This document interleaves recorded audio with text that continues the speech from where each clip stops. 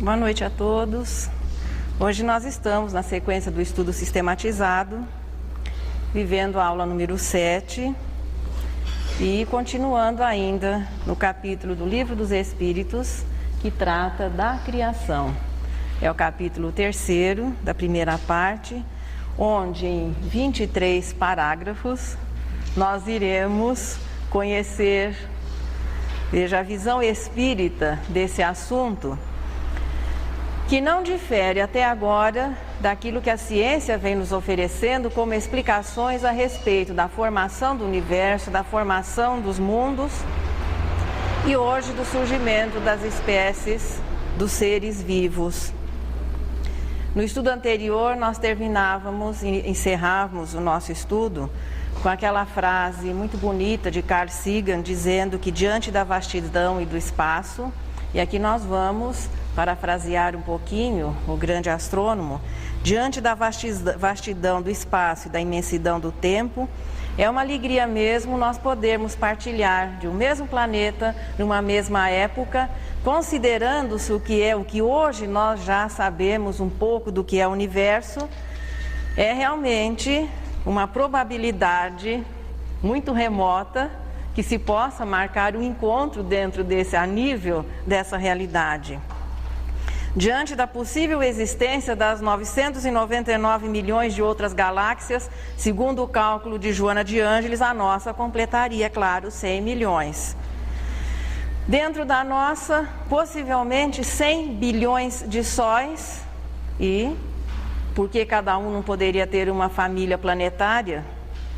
Nós nos encontrarmos nesse planeta, estarmos aqui partilhando esse mesmo momento, é alguma coisa muito bonita a ser até comemorada.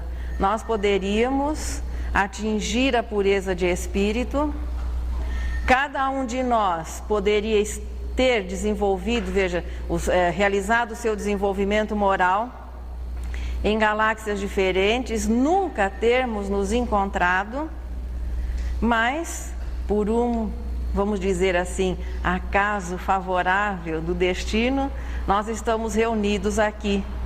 Nesse momento, nesse dia de 21 de agosto de 1997, possivelmente para alguns, tomando conhecimento dessa informação, acredito que a maioria de nós, revendo as lições anteriores. A humanidade do planeta Terra, hoje mais ou menos 6 bilhões de encarnados, que somados aos possíveis 19 bilhões de desencarnados, segundo os cálculos do Espírito Camilo, que é o orientador do Raul Teixeira no livro Correnteza de Luz, essa humanidade de possivelmente 25 bilhões de almas matriculadas aqui na escola Planeta Terra. Muitas vezes as pessoas se referem ao planeta Terra como um vale de lágrimas, um hospital ou coisas semelhantes. A Terra não é um vale de lágrimas, não é um hospital, a Terra é uma escola. O hospital é um dos departamentos dessa escola. A reencarnação existe, o universo material existe para que o espírito, através desse processo, possa atingir a perfeição relativa que lhe é concedida. Por isso, os planetas são escolas que formam a grande universidade que é o universo, e nós estamos aqui matriculados na nossa escolinha, da qual a olho nu, segundo algumas informações, se podem ver 5.000 estrelas. Contaram?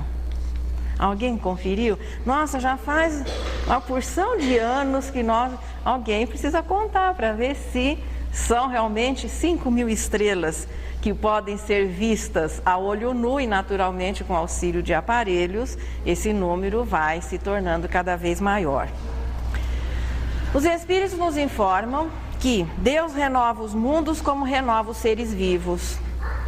A transformação, portanto, da matéria é algo já perfeitamente compreensível, e que no universo nós vamos tendo sempre uma sequência de renovação dos corpos que o constituem, as estrelas iniciando de início estrelas jovens, aquelas azuis potentes, depois na maturidade uma amarela como é o nosso Sol, e mais tarde, num processo já revertendo esse processo, os planetas, as estrelas e as galáxias passando por um processo de transformação e mais tarde a vida se reiniciando. Mas seguindo o nosso curso normal aqui que nos diz respeito ao nosso planetinha Terra, os elementos que o constituiriam e que haviam se desprendido da estrela-mãe vão se organizando, estruturando-se em primeiro lugar o reino mineral. E aquela massa anteriormente informe vai assumindo a forma esférica, definindo-se o núcleo do jovem planeta, que faz parte de uma família de 9 outros conhecidos. De repente, alguém descobre que existe mais um planetinha aqui compondo a nossa família solar. Espaço tem. Por enquanto, nós conhecemos 9. Mas definindo-se o núcleo do planeta, a crosta superior vai passando por um processo de solidificação decorrente dos próprios movimentos, a sua órbita ao redor da estrela, o movimento de rotação, o atrito com o espaço exterior, e por milênios incontáveis esse processo vai sendo continuado, e dessas transformações sequentes da acomodação, os elementos minerais, que são a base, veja, é o reino mineral a base de todas as construções seguintes do reino vegetal e do reino animal, que culminaria na espécie humana. A atmosfera, em determinado momento desse processo evolutivo, foi delimitada. Emmanuel anota em A Caminho da Luz que em alguns instantes houve a interferência direta de Jesus como sendo o espírito responsável pelo nosso planeta. Às vezes nós imaginamos que Jesus tenha sido, naquela encarnação aqui terrestre, apenas o modelo de um espírito bom que nós conhecemos na identidade de um homem bom. Mas os espíritos puros não são apenas amor, não são apenas bondade. São também altamente inteligentes. A pureza de espírito é caracterizada por um domínio completo em conhecimento e experiência com tudo aquilo que a matéria possa oferecer. Portanto, Jesus não desconhece, dentro daquilo que é permitido ao espírito purificado, nenhum dos segredos da matéria que compõe o universo no seu aspecto material. Voltando um pouquinho, nós temos no universo 2 elementos constituintes. A gente lembra sempre que isso costuma cair no vestibular. 2 elementos constituintes, o espírito e a matéria, e 2 princípios, e 3 princípios: Deus, a causa, e a matéria e o espírito, os elementos que formam o universo, que segundo a ciência é tudo que existiu, tudo que existe, tudo que vai existir. Mas a ciência apenas considera essa definição no aspecto material. Essa definição, à luz da doutrina espírita, aplica-se apenas ao universo material, mas os espíritos consideram o universo no seu aspecto espiritual. Mas com relação aqui ao nosso planeta Terra, portanto, não é milagre e nem sobrenatural a interferência direta dos espíritos purificados na organização da matéria. Através do pensamento, eles atuam, e Jesus participou de uma maneira decisiva na delimitação da atmosfera, que também é uma das camadas compostas por elementos minerais, apenas que no estado gasoso.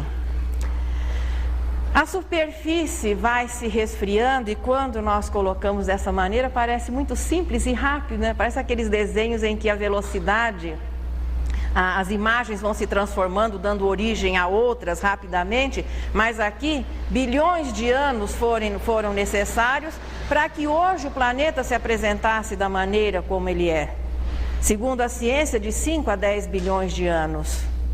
Mas no decorrer dos milênios, o resfriamento da superfície vai fazendo com que ocorresse um processo natural de enrugamento.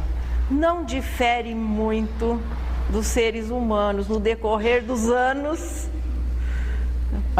como é que a gente podia dizer assim, aquele estado de uva passa. É o que ocorreu com o nosso planeta Terra. Então, a crosta antes pastosa e maleável, nessa crosta maleável, as elevações e as depressões, consequentes de efeitos exteriores e também consequente da pressão interna, dando origem às elevações e às depressões, que mais tarde armazenariam as águas oriundas das chuvas torrenciais. Não é nada daquilo que essas chuvas ancestrais, essas chuvas dos tempos primitivos, não tem nada a ver com aquilo que nós conhecemos de chuva hoje. Inicialmente a água nem chegava a tocar a superfície, porque a temperatura elevadíssima fazia com que a água se evaporasse antes que ela tocasse o solo. Mas, no decorrer dos milênios, água mole em pedra dura, a água acabou vencendo a parada.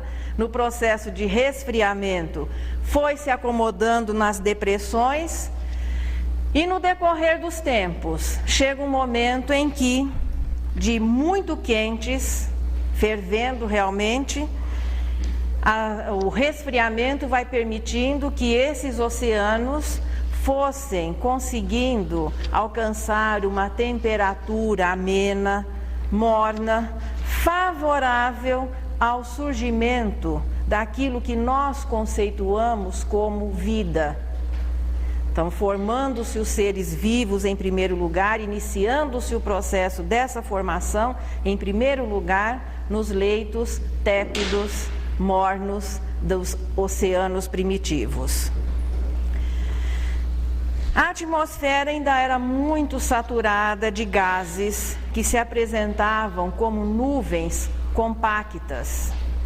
Portanto, os raios de sol inicialmente não chegavam à superfície do planeta. Posteriormente, à medida que a atmosfera ia se tornando um pouco mais limpa, os raios solares começaram a chegar até as camadas superiores do planeta. E chega um instante, sempre existem momentos importantes, decisivos na vida das pessoas e no processamento dos fenômenos naturais.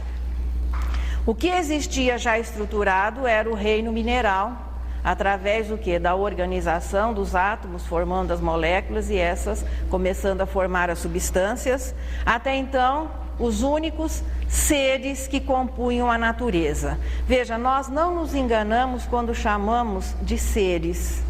Os espíritos, no livro dos espíritos, chamam os elementos minerais de seres inorgânicos e aos vegetais e animais de seres orgânicos.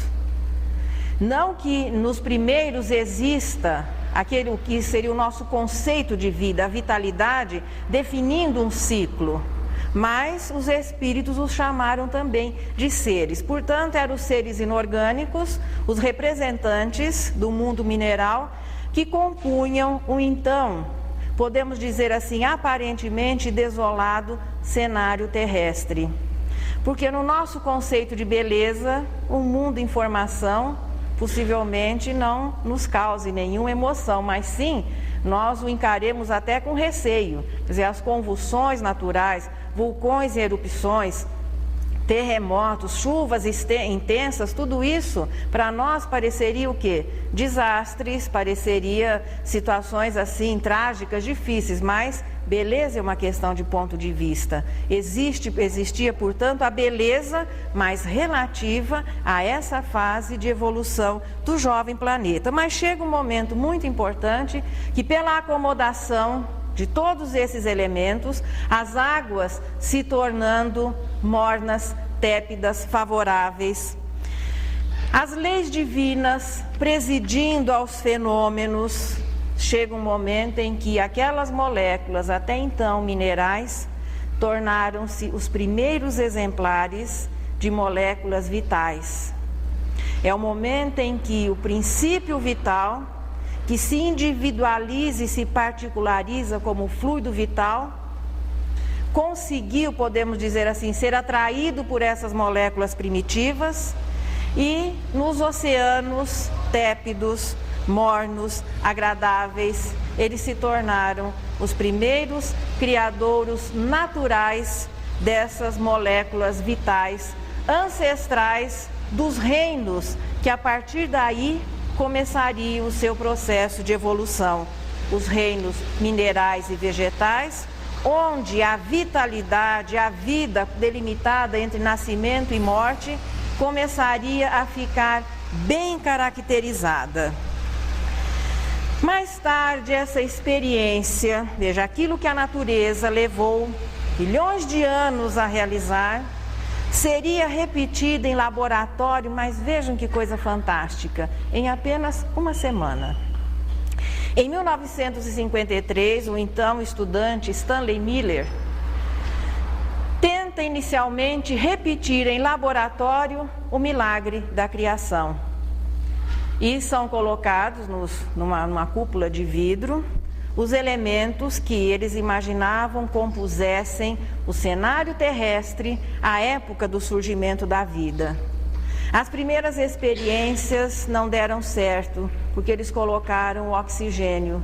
E a essa altura, veja, no ambiente terrestre, àquela altura, ele não existia em estado de vapor, em estado assim gasoso, apenas no estado de vapor. Repetindo-se a experiência, colocaram vapor d'água, amônia, metano, hidrogênio e com descargas elétricas, que na natureza terrestre, a eletricidade natural eram fartas à época desse início, conseguiu-se, depois de 7 dias, que moléculas vitais passassem a existir dentro daquele ambiente isolado do laboratório. Ele reviveu em uma semana o que a natureza havia levado milhões de anos. A transformação das moléculas inorgânicas em primitivos seres orgânicos, que seriam a base dos futuros reinos vegetal e animal. A ciência coloca como acaso. Então chegou um momento em que a natureza terrestre conseguiu, através de circunstâncias especiais, veja, uma coincidência de fatos, permitiram, quer dizer, a luz no ponto certo, os raios solares exatamente, tudo muito favorável para que essas moléculas começassem a realizar funções. Veja que seria bem mais fácil compreender-se. Veja, o homem descobre daqui para lá o que está acontecendo, mas a atuação divina através das leis e das forças é no sentido inverso. Então nós encontramos o cenário pronto e à medida que a nossa inteligência foi se desenvolvendo, conseguimos ir descobrindo as leis que presidem a esses fenômenos. Leis que refletem o pensamento divino transformado em força é a vontade, e a vontade que vai se refletir nas leis que presidem a todos os fenômenos. Circunstâncias favoráveis ou leis precisas e objetivas, que foram direcionando todos os acontecimentos e os elementos, de modo que aquilo que havia sido previamente estabelecido começasse a ocorrer no momento certo, em que as circunstâncias para a realização de cada fenômeno fossem favoráveis. No momento em que a massa que formaria o planeta Terra se desprende da estrela-mãe, segundo Emmanuel em A Caminho da Luz, Jesus é o Espírito que assume a direção e a liderança desse planeta. Possivelmente, acredito que seja a doutrina espírita que melhor esclarece ou melhor apresenta Jesus. Não como Filho único de Deus e alguém diferenciado no universo, mas como do infinito número de espíritos puros que deve existir. E no caso, muito importante para nós, porque é aquele que veio assumir a direção e a responsabilidade pelo programa de instrução dessa humanidadezinha aí de possivelmente 25 bilhões de almas. Os planos, segundo Emmanuel, de todo o processo evolutivo do planeta, das espécies, foram apresentados, foram estudados, aprovados por Jesus, E à medida que os fatos iam acontecendo, não contrariando ou, de uma certa maneira, derrogando leis naturais, mas ajustando-se essas leis, o processo evolutivo dessas formas, veja que já faziam parte do planejamento, desde o momento em que a massa que formaria o planeta Terra se desprende da estrela-mãe. Emmanuel, em A Caminho da Luz, diz dessa maneira: as formas de todos os reinos terrestres foram estudadas e previstas. E se nós olharmos assim nas espécies anteriores ao surgimento da humana, desde o começo, sente-se que há um direcionamento para que nós, os homens, tivéssemos o nosso corpo, essa estrutura, essa máquina adequada, ajustada às necessidades do espírito, de aprendizado e de realização. As moléculas primitivas, numa sequência natural, vão se agrupando em colônias, formando as coletividades moleculares, onde a especialização de cada grupo vai sendo definida, e chega um momento em que nós tivemos o primeiro indivíduo aqui no planeta Terra. Aí alguém pode pensar: Adão. Não, uma célula. Adão, nós vamos encontrá-lo milênios depois, se é que vamos encontrá-lo. Mas uma célula já é um indivíduo. Ali já existem os componentes, existem as funções. Então nós tivemos o primeiro ser unicelular, dando continuidade a essa sequência evolutiva que mais tarde culminaria na espécie humana. Possivelmente há 2 milhões, mais ou menos há 2 milhões de anos, o jovem planeta iniciaria agora uma nova fase da sua jovem vida. Veja que quando se fala em universo, é tudo muito inflacionado, é sempre de milhões, de bilhões, não existe assim centavo, é tudo assim muito cheio de zeros. Os seres vivos são aqueles em que fica bem caracterizado um ciclo vital. Eles nascem descendendo de seres anteriores, alimentam-se, reproduzem-se e chega o momento em que morrem e vão sendo substituídos naturalmente pelos seus descendentes. Inicialmente num processo simples de reprodução assexuada através da divisão, mais tarde a natureza se utilizaria e se incorporaria a essa sequência, a reprodução sexuada, que foi favorecendo o surgimento de novas formas, transformando o cenário até então desolado em outro cheio de vitalidade e de uma diversidade de formas que cada vez mais, veja, iam sendo oferecidas novas formas, recursos, porque cada forma de cada corpinho de cada espécie oferece ao princípio inteligente um programa fixo de aprendizado. Porque a par desse desenvolvimento material, essa sequência evolutiva dos seres, nós temos, segundo a doutrina espírita, o progresso, o desenvolvimento do princípio espiritual, do espírito que um dia vai ser a alma, na fase em que nós estamos, passando a raciocinar e ser responsável pelos seus atos. Apenas que a racionalidade e a responsabilidade pelos seus atos, o livre-arbítrio, é decorrência de um processo evolutivo. Começando, claro, a vida no ambiente mais favorável, que eram os mares, o surgimento de musgos, líquens, algas, o reino vegetal e o reino animal começando o seu processo, não um sequente ao outro, mas de uma certa maneira, ao lado um do outro.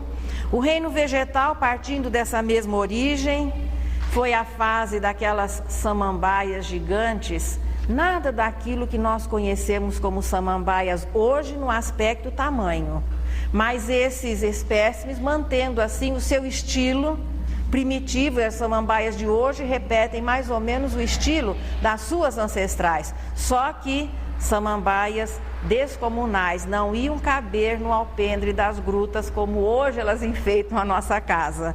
Mais tarde, as plantas de caule mole, posteriormente as plantas de caule lenhoso, e o cenário terrestre cada vez ia ficando mais adequado e mais ajustado às necessidades daqueles que viriam se utilizar dele como escola abençoada que é o nosso planetinha Terra. Na sequência do reino animal, os corais, as esponjas passaram a enfeitar os oceanos, as águas vivas e as medusas, onde começam veja a primeira programação do tubo digestivo e estrutura-se o primeiro dos sentidos a ser desenvolvido, o tato, ainda de maneira difusa, mas começando a jornada que culminaria no corpo humano com os 5 sentidos que permitem a integração e a correspondência do espírito através do corpo com o meio que o rodeia. Nos moluscos, nesse processo, nessa sequência, a natureza manteria o tato e começaria a programação da visão e da audição. Posteriormente, a carapaça, que era o lançamento, a avant-première do esqueleto, primeiro do lado de fora. Depois Jesus olhou e falou assim, mas não vai ficar bem os nossos futuros homens com o esqueleto pendurado do lado de fora. Ia ficar alguma coisa muito desagradável. Chega um momento em que o esqueleto começa a ser desenvolvido no lado interior, seguindo-se os crustáceos, os peixes. Se nós olharmos assim, olho a olho num peixinho, ele já vai levando um jeito de gente, né? A coluna cervical, os olhinhos. Veja que já tem aquele jeitinho, seria um futuro. É mesmo aqueles Fordinhos assim antigos e os possantes carros do momento. Então já alguma coisa já vai se tornando familiar. Depois os anfíbios, que começam a experiência de viver fora d'água. Os répteis, os pássaros, a par desse processo de desenvolvimento dos insetos. Às vezes a gente se pergunta, para que é que servem os insetos? Não é apenas para que os fabricantes de produtos possam ganhar a vida. Mas nos insetos, o princípio inteligente ensaia a mobilidade. E podemos considerar que os insetos são ainda os guardiões das florestas. É mais fácil enfrentar uma onça do que muitas vezes os insetos, que têm impedido que a devastação seja maior. Então, os insetos onde o princípio inteligente vai ganhando assim a facilidade de movimentação. Veja que tudo existe, em todos os corpinhos que existem na natureza, todos eles são úteis nessa rede que é a própria natureza. Nós, que por não compreendermos direito ainda, vamos destruindo, lesando e formando verdadeiros rombos, esquecidos que a espécie humana também é um dos pontinhos dessa rede. Veja que se desaparecessem, se a espécie humana desaparecesse hoje do cenário terrestre, olhe, em pouco tempo, os vegetais iriam tomando conta das cidades, desaparecendo com as nossas construções sob o seu manto verde, e os animais ficariam felizes da vida. Se eles desaparecessem, nós não sobreviveríamos. Parece que hoje está havendo um nível de consciência que se chama ecologia, que é a valorização, o respeito. Só que a visão humana da ecologia é a seguinte: é preservar porque nós seremos prejudicados. A visão espírita da ecologia é conceder ao princípio inteligente, que ainda vive animando esses corpinhos, as experiências anteriores à racionalidade, com tanto direito à vida como nós temos, e que no processo civilizador, possamos estabelecer um nível razoável de convivência. Nós temos direito de viver aqui no planeta Terra, mas os seres que formam o cenário do planeta Terra também têm esse direito. E o mínimo que nós podemos fazer é procurar atrapalhar menos, respeitar, porque nesses corpinhos que ainda formam a natureza terrestre, existe um princípio inteligente que um dia vai ser o espírito, exatamente como nós já o somos. Não que estes se humanizarão aqui no planeta Terra. Eles terão a sua oportunidade, possivelmente, em outros pontos do universo. Mas essa fase que eles vivem hoje, nós também já vivemos. Possivelmente, se não no planeta Terra, em outros lugares. Porque o que as espécies, o desenvolvimento das espécies oferecem é um plano de desenvolvimento intelectual para o princípio inteligente, para que um dia ele possa, depois desse treinamento, emitir o seu pensamento de maneira contínua, e isso caracteriza o raciocínio. A partir daí, é na espécie humana que ele vai encarnar. A partir daí, à medida que vai se tornando mais experiente, vai sendo mais responsável pelos seus atos.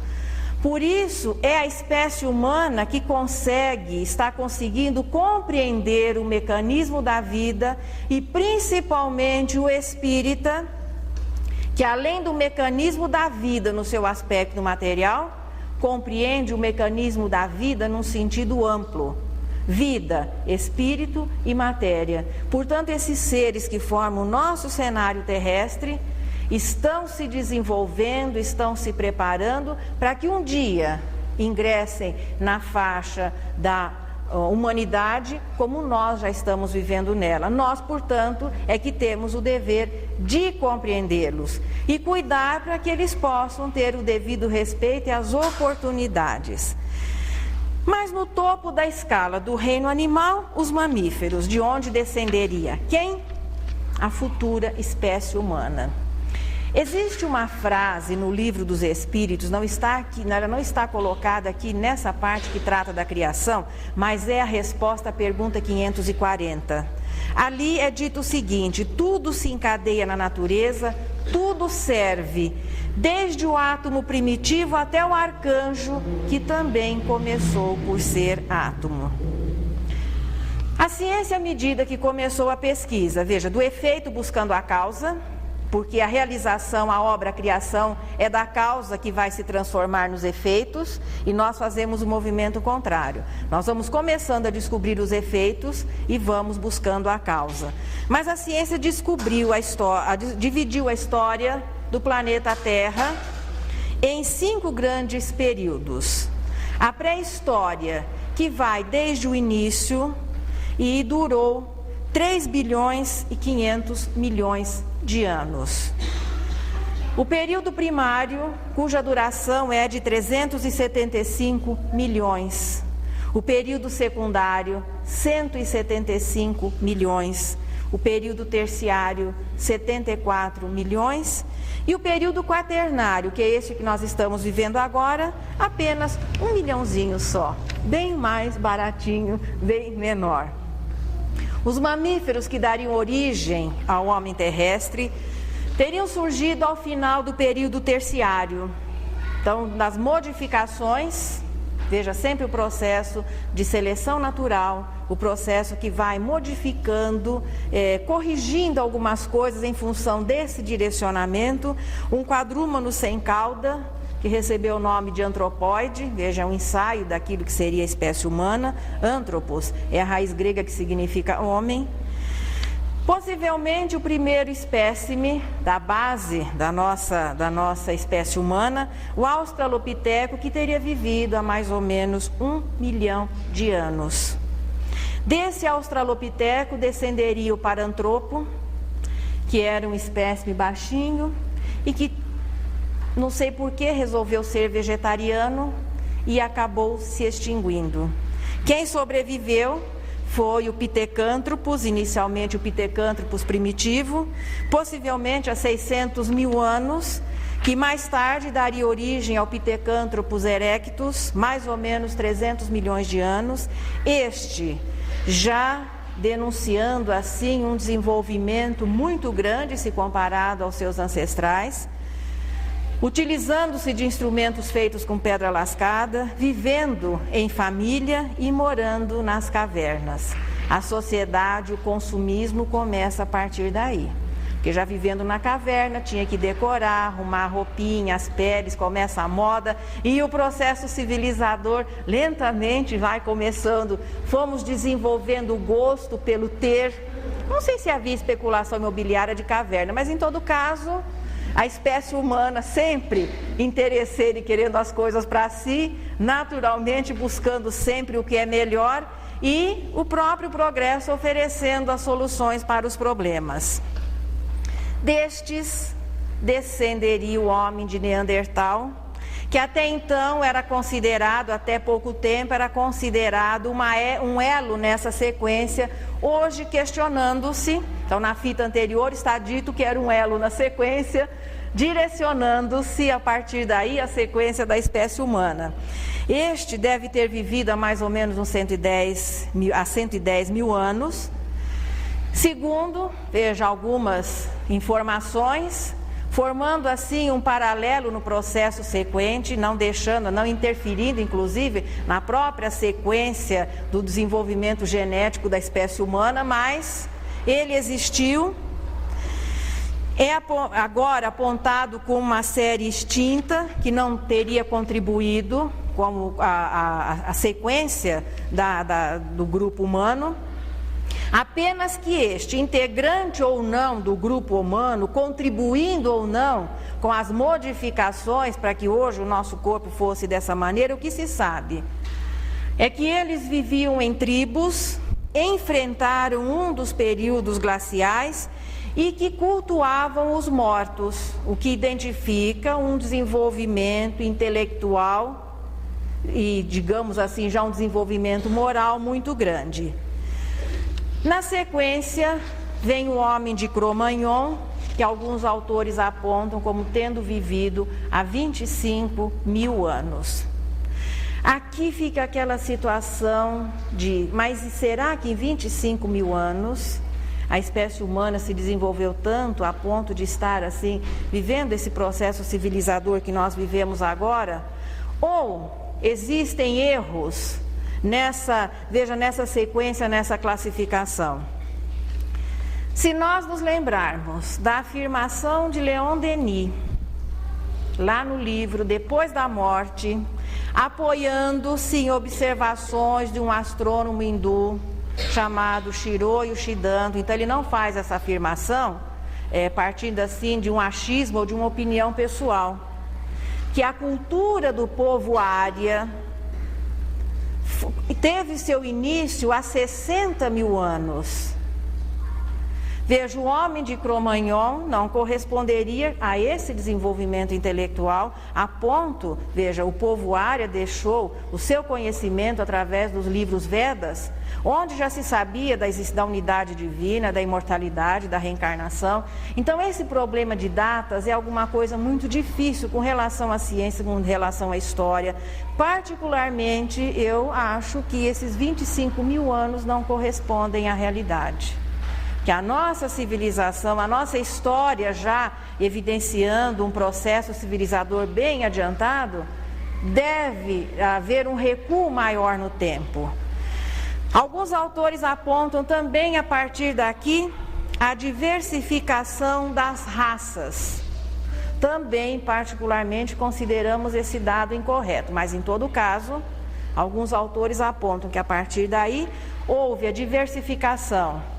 Os negroides tendo surgido na África, o tipo mongoloide que daria origem à raça amarela na Ásia e os brancos oriundos do norte da Índia, do Planalto de Pamir.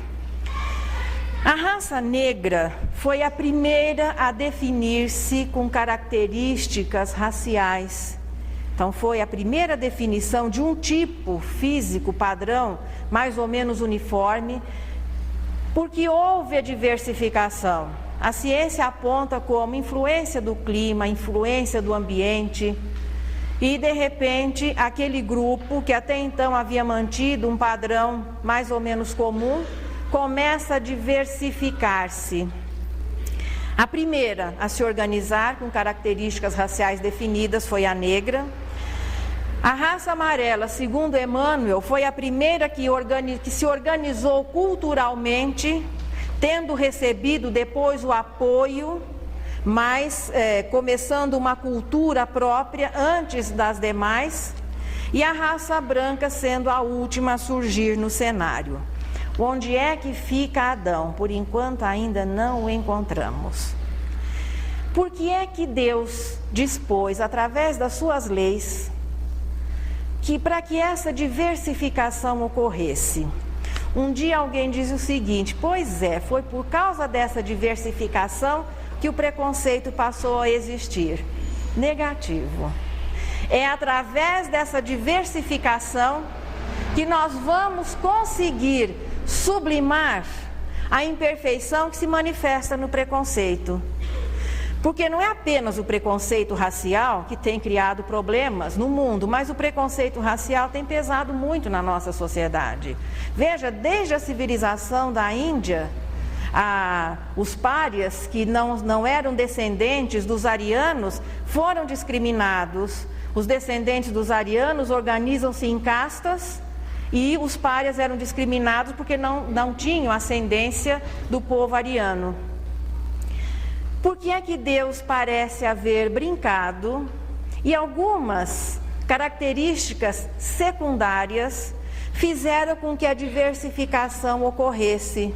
Não é isso que dá margem ao preconceito, é através dessas diferenças que nós vamos aprender a igualdade.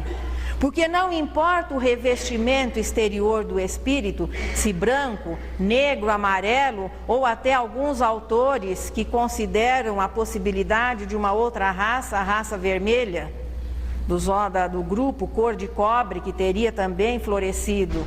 Então não é o aspecto exterior do indivíduo que conta, mas o importante é o seu aspecto exterior, que é o espírito. Imagine se nós vivêssemos em um planeta, em um padrão único na espécie, seria muito mais difícil aprendermos a liçãozinha da igualdade. Inclusive as oportunidades de reencarnar em grupos diferentes para se poder viver a diferença, a discriminação ou aprender a administrar a facilidade que essas características possam eventualmente oferecer. Então, a partir de um determinado momento do processo evolutivo da espécie humana, ocorreu a diversificação, que não é a causa do preconceito, mas sim o tratamento e a cura do preconceito. E cada uma delas, tenhamos a certeza, contribuindo para que o grupo humano físico se torne mais forte, na constituição. Cada uma delas tem pontos favoráveis e pontos desfavoráveis. De início, o grupo se diversifica em leque, em 3 ou 4 raças. O que ocorre hoje é o fechamento.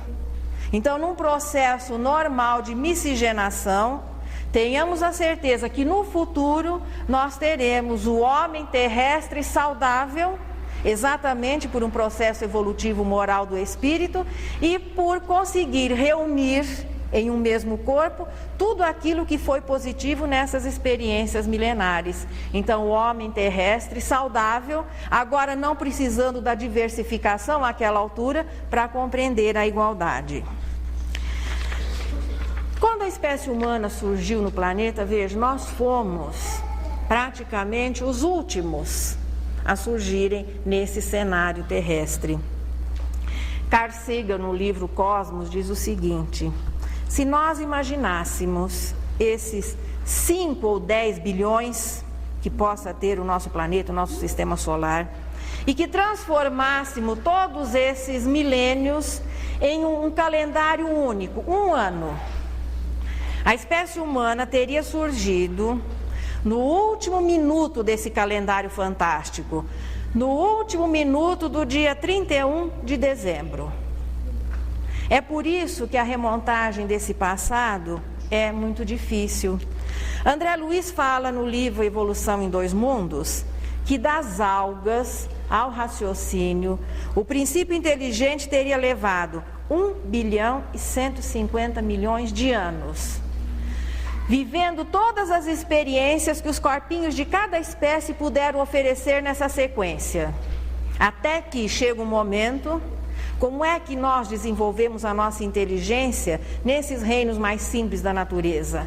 Pela batalha de viver, procurando ser o mais forte, vencendo as dificuldades, sobrevivendo os mais fortes, transmitindo as características genéticas para que a espécie pudesse se manter. Então, na batalha pela vida, nós fomos desenvolvendo a nossa capacidade mental até que chegou um momento, depois desse 1 bilhão e 150 milhões de algas, André Luiz não considerou o reino mineral, vivendo e lutando e batalhando, nós conseguimos passar a emitir o nosso pensamento de maneira contínua. Até ali, direcionados e protegidos pelos instintos.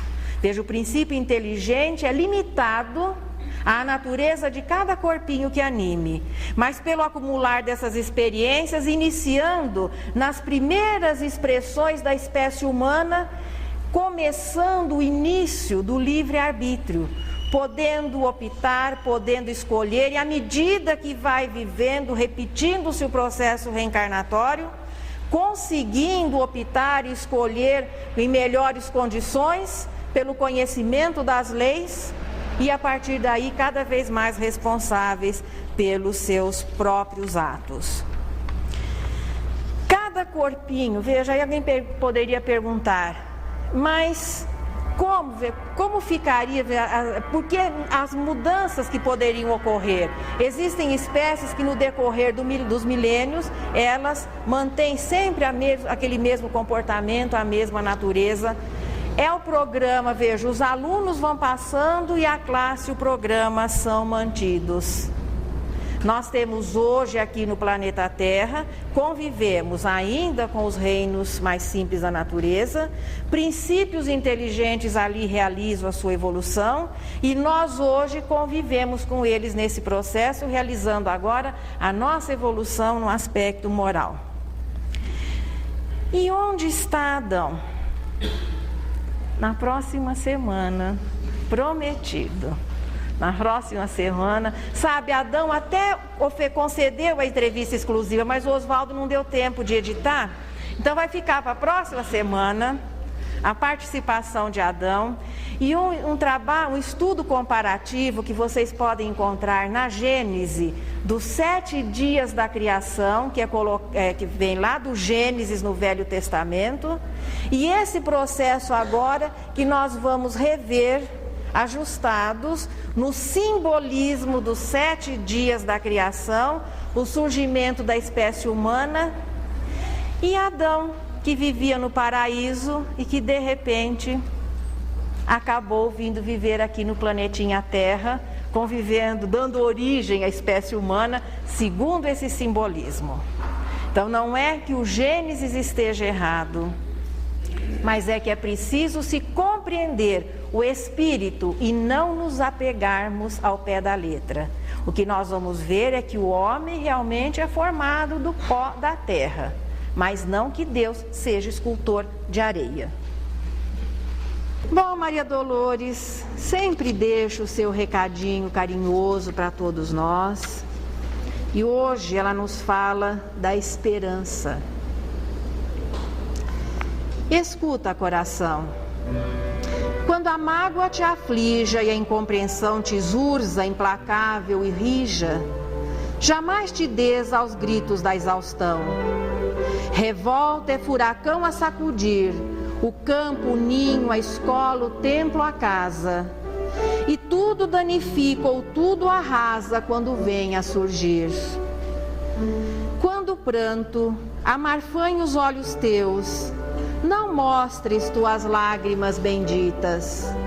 Aprende a recolher no campo em que transitas os ensinos de Deus. Tudo na terra é santa aspiração. Serenamente a planta aguarda o fruto amigo. E o próprio fruto anseia estar contigo para a vitória humilde de ser pão. Nasce a fonte cantando a borbulhar. De início, é um fio pobre de água mansa, mas porque espera, serve e não descansa, desce ao bojo do rio e acha a glória do mar. O charco espera a mão do lavrador, e um dia plasma em lodo, lama e estrume, um jarro gigantesco de perfume a enfeitar-se de flor. Nota que a porcelana aprimorada foi o barro que aceitou a disciplina. A pérola mais fina veio na dor da ostra torturada. O violino que atende e se consome para dar melodia, apoio e desempenho, não passava de um lenho na floresta sem nome. Detente, coração, pensando nisso. No mundo, o que há de belo, grande e santo é persistência e esforço, canto a canto, da esperança e serviço. Empenha-te a servir, aprender, construir, tolerar. Lembra que o próprio Deus, no mais alto conceito, em tudo é sempre o amor puro e perfeito, porque nunca se cansa de esperar.